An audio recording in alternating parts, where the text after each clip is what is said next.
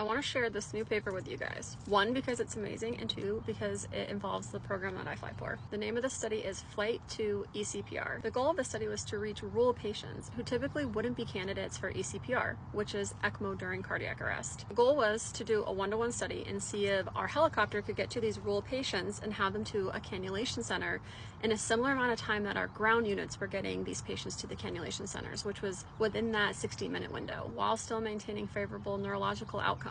In fact, every minute past 30 minutes, survival decreases by 2.5%.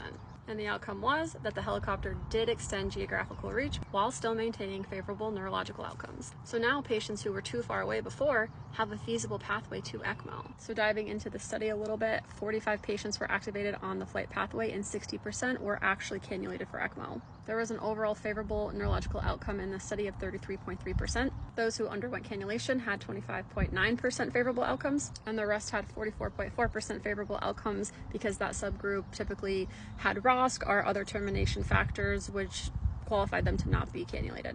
You know, some of the patients that we fly, we do get ROSC on and it's sustained and they have good flow and they end up not needing to be put on ECMO. So ultimately what that showed is out of all the patients that we flew for ECPR, the ones that weren't cannulated did not have a negative impact on their favorable neurological outcomes, which is really important.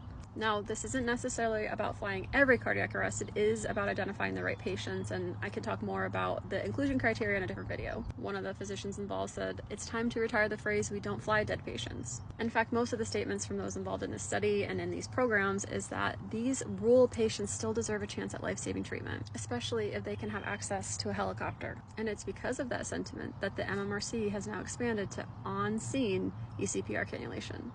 Of course, I'll link the study and you guys feel free to ask any questions that you want.